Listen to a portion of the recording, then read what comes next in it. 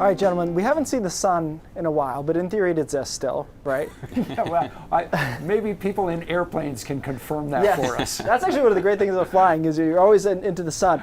But I got a great viewer question yesterday, and I wanted to address it. How much lower in the sky is the sun during the winter compared to the summer? This is paraphrasing. It was a longer email. But also, how much does the sun rise in the winter here in Maine versus Florida? And Jonathan sent me this question. And I thought, hey, that's a good talk nerdy to me. So let's investigate on the extremes here, which is our summer solstice and our winter solstice. So June 21st, summer solstice, the highest angle, middle of the day here in Portland is 69.1 degrees. So that's the elevation of the sun as you perceive it from the ground.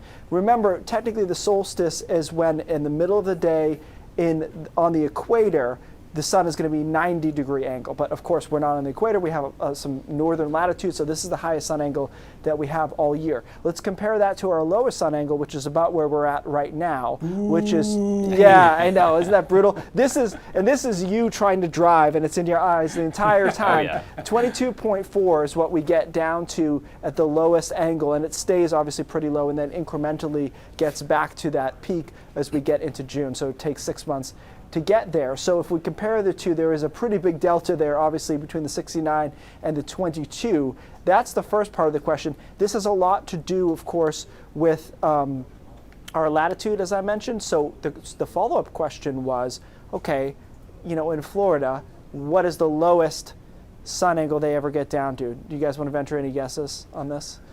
Well, the low isn't as low and the high isn't as high. That's as far as I'll go with it. I like that one. Okay, yes. So the lowest, and I took a southern city in Florida, Miami. So the lowest they get on the winter solstice is 40 degrees. So even, I was down there actually a couple of weeks ago, to a month ago, even when it's pretty warm down there, this time of the year, the UV index, for example, was 4 or 5.